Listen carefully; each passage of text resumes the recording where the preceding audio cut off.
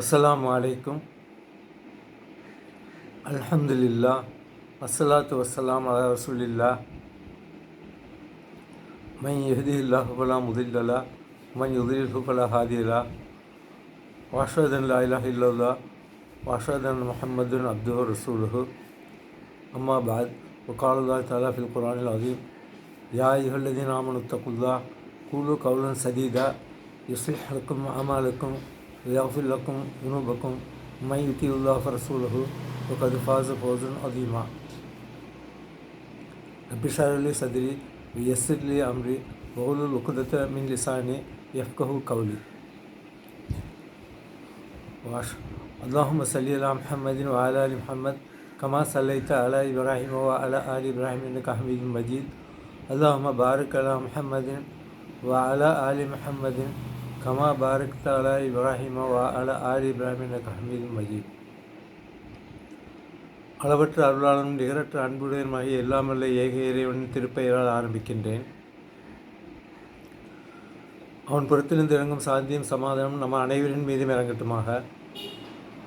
நான் இப்போ எடுத்துக்கொண்டிருக்கக்கூடிய தலைப்பு மறுபடியும் யாசீன் சூரா, அதனுடைய சிறப்புகள். அது ஏற்கனவே நம்ம ஒரு பதிவில், இது 2வது பாகம். அது யாசீன் நம்மளை பார்த்து பேசுது. இந்த முழு குரான் நமக்காக தான் இறக்கப்பட்டது.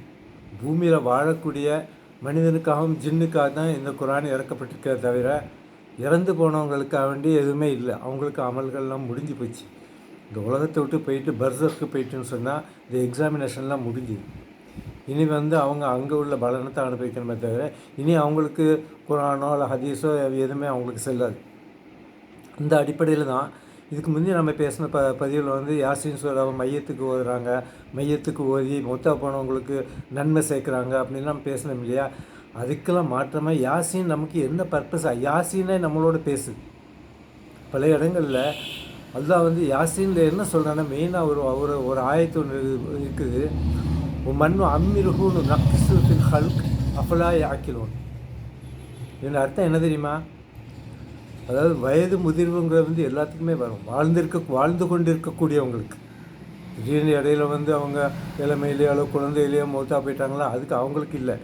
வாழ்ந்து கொண்டு இருக்கிறவங்கள பார்த்து இது பேசுது. உயிரோடு இருக்கக்கூடிய நம்மளை பார்த்தா பேசுது, மூத்தா போனவங்களுக்கு இல்லை. நீ ஒரு காலத்தில் இப்படி நீ வாழ்ந்துட்டு இருக்கும்போது உனக்கே தெரியாது. நீ மட்டும் ஒரு முதுமையை அடையலாம். முதுமை என்பது உனக்கு உண்டு. வாழக்கூடிய அத்தனை பேருக்கும், வாழ்க்கையை தொடர்ந்து இருக்கக்கூடிய அத்தனை பேருக்கும். இடையில போனவங்களை பற்றி இல்லை. அவங்களுக்கு கண்டிப்பாக முதுமையை அடைவாங்க. அந்த முதுமையில் அவங்க பலகீனத்தையும் பெறுவாங்க. அதை நீங்கள் உணர மாட்டீங்களான்னு கேட்குறான். அதுதான். அப்போ நம்மளை பார்த்தோன்னா அது பேசுது. ஆனால் நாம் என்ன செய்கிறோம்? நான் இந்த இதை யாரும் வருத்தப்படுத்திக்க வேண்டியில்லை. முதல்ல ஒரு பதிவை நான் வெளியிட்டு இது மையத்துக்கு ஏற்கனவே ஒரு ஆன்சா அவங்க நல்லவங்க தான். அவங்க மூத்தா போனாங்க. எந்த அடிப்படையில் தெரியல. பழைய காலத்து ஆன்சாக்கள்லாம் சரியான முறையில் கிளியராக எதுவுமே சொல்கிறது இல்லை. ஒரு ஹதீஸில் சொல்லியிருக்காங்க, சில ஹதீஸ்கள் இருக்குது, இப்படி தான் சொல்கிறாங்க. இதனால தான் மக்களுக்கு சரியான தெளிவு இல்லாமல் போயிடுச்சு. இப்போ அவர் என்ன சொல்கிறாருன்னு நினைக்க, சில ஹதீஸ்களில் இருக்குது இந்த மாதிரி யாசின் சூரா மூத்தா போனவங்களுக்கு அவங்கள சொர்க்கத்துக்கு அனுப்புகிறாங்க. அதை நம்பிக்கிட்டாங்க. இப்போ நம்ம அதுக்கு இப்போ நமக்கு எல்லாமே கம்ப்யூட்டர் வரைக்கும் எல்லாமே கையில் கிடச்சிடுச்சு. உள்ளங்கையிலே கம்ப்யூட்டர் வந்துடுச்சு. இந்த இதுலேயும் நம்ம அந்த மூடத்தனத்தில் இருக்கக்கூட காரணமாக தான் அதை நான் வெளியிட்டேன். பட் அது கேட்குறவங்க கேட்கட்டும், அலட்சியம் பண்ணுறவங்க அலட்சியம் பண்ணட்டும். ஆனால் நான் எப்படிப்பட்டவங்க பற்றி நான் விளம்பரப்படுத்தலாம் விரும்பலை. ஆனால் ஒன்று, நீ யார் எனக்கு அட்வைஸ் பண்ணுறதுக்கு? நான் யார் தெரியுமா? நான் இந்த சமூகத்தில் எவ்வளோ பெரிய அந்தஸ்தில் இருக்கேன்னு தெரியுமா? எனக்கு எல்லாமே, நான் ஒரு டாக்டர், நான் ஒரு இன்ஜினியர், நான் ஒரு பெரிய அரசியல்வாதி, நான் ஒரு பெரிய பேச்சாளி. நீ யாரும் எனக்கு சொல்கிறதுக்கு அப்படின்னு நீங்கள் அலட்சியம் பண்ணீங்களாக்கும். அவங்கள பார்த்தும் இந்த இதை யாசின் சூரா என்ன தெரியுமா சொல்லுது? இன்னா ஜால்னா ஃபி அவுனாக்கிஹிம் அவுலாலன் ஃபொஹியல் அதுக்கானே ஃபொஹும் முக்மஹூன். இதுக்கு என்ன அர்த்தம் தெரியுமா? இவ்வளோ அழகான அதில் பொட்டில் அரைஞ்ச மாதிரி சொல்கிறேன். நீ இவங்களுக்கு என்ன தான் அட்வைஸ் பண்ணாலும் இவங்களுக்கு கழுத்து வரைக்கும், முகவாய் கட்டு வரைக்கும் நான் அரிகண்டத்தை போட்டேன். அதனால் இவங்க குனிஞ்செல்லாம் நடக்க மாட்டாங்க, நிமிர்ந்து தான் இருப்பாங்க. என்னத்தை சொல்கிறது? அப்போ இந்த அகங்காரம், அதாவது தான் தோண்டித்தனம், அடுத்தவங்களை அலட்சியம் பண்ணுறது. நீ ஒன்று என்ன லட்சியம் பண்ணுறதுனால எனக்கு எந்த லாபம் இல்லை.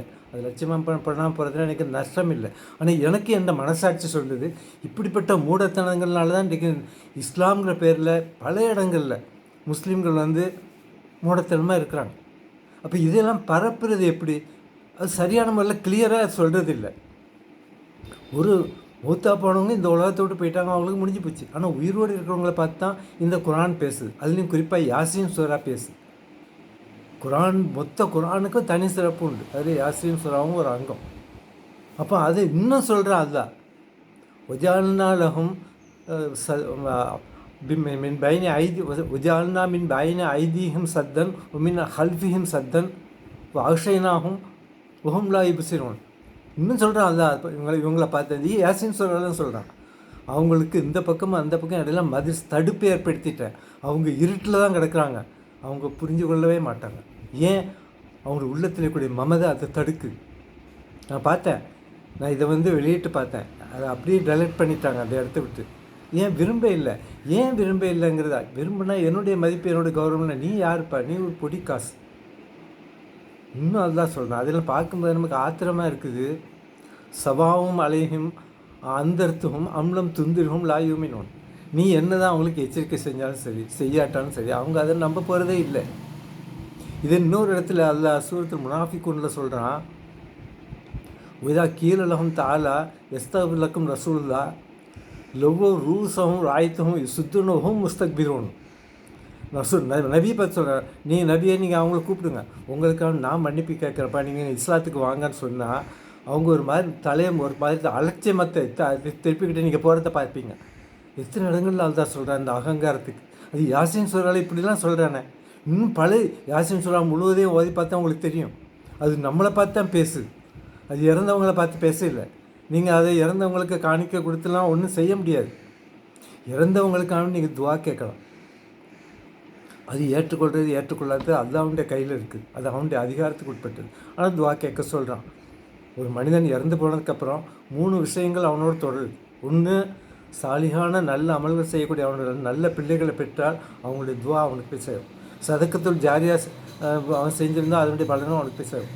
கல்வியால் இந்த உலகத்தை அவன் நல்வழிப்படுத்தியிருந்தால் அதனால் வரக்கூடிய நன்மையும் அதில் ஒரு பகுதி அவனுக்கு போய் சேரும். இதுதான் சொல்கிறாங்க. ஆனால் நீங்கள் என்ன செய்கிறீங்க? இப்படி ஒரு வியாபாரத்தை ஆரம்பித்து விட்டீங்க. இதனால தான் மக்கள் தொழுவு பள்ளிக்கூட தொழுவு போகிறதுக்கு ஆர்வம் கட்டுறதில்லை, தர்காவுக்கு போகிறாங்க. ஏன்? அங்கே இதை வியாபாரம் பண்ணுறது, யாசினை வியாபாரம் பண்ணுறதுங்கிற ஒரு தொழிலாகவே இருக்கிறாங்க. உங்கள் வீட்டில் உள்ளவங்களுக்கு, மூத்தா போனவங்களுக்கு நாங்கள் யாசின் ஓதுறோம், எங்களுக்கு இவ்வளோ தந்துடுங்க, இவ்வளோ தந்துடுங்க, ஒரு யாசினுக்கு இவ்வளோ, 2 யாசினுக்கு இவ்வளோ, இப்படி யாசின் சூறாவை வியாபாரமாக்கிட்டாங்க. ஆனால் அந்த சூறா நம்மளை பார்த்து பேசுது, என்னம்லாம் சொல்லுது, நம்மளை பார்த்து கோபமாக அதான் சொல்கிறான். அதாவது ரசூலுல்லாஹ் பார்த்து சொல்கிறான், நீ அவளை திருத்தவே முடியாது. அவங்களோட உள்ளத்தில் அவங்களோட கழுத்தில் அரிகண்டத்தை போட்டேங்கிறான், முகவாய்க்கட்டை வரைக்கும். அவங்க மமதில் நிமிர்ந்தான் நடப்பாங்க, குனிய முடியாது அவங்களுக்கு. அப்படி தானே இருக்குது. நான் எனக்கு நான் ஒரு செல்வா காசு தான், நான் ஒன்றும் பெரிய ஆளும் கிடையாது, ஒரு ஆலியும் கிடையாது. ஆனால் எனக்கு மனசில் பட்டு என் மனசாட்சி, மூட நம்பிக்கைக்கு போகாதீங்க. மூட நம்பிக்கையினால் இந்த மார்க்கத்துக்கு கெட்ட பேர், முஸ்லீம்களுக்கும் கெட்ட பேர். எவ்வளோ பெரிய ஆபத்தில் இருக்கோம். நம்ம உண்மையான இஸ்லாத்தை பின்பற்றுமே, அதில் தவறுகள் ஏற்படலாம், அதில் பொடுபோக்கு தான் ஏற்படலாம். அதெல்லாம் மன்னிப்பான். நம்ம அல்லாவுக்கு அதான் மன்னிப்பு கேட்போம். இந்த யாசின் சூறாவை கொண்டு அல்லாஹ் நமக்கும் நம்முடைய குடும்பத்தாருக்கும் உயிரோடு இருக்கிற வரைக்கும், உயிரோடு இருக்கிறதோட அதுதான் நமக்கு நல்ல பலனையும் நல்ல புத்தியும் தரணும் என்று துவா கேட்டுக்கொண்டு நான் என்னுடைய இந்த உரையை முடிக்கிறேன். வாஹிர் தஅவானா அனில் ஹம்துலில்லாஹி ரப்பில் ஆலமீன். அஸ்ஸலாமு அலைக்கும் வரஹ்மத்துல்லாஹி வபரகாத்துஹு.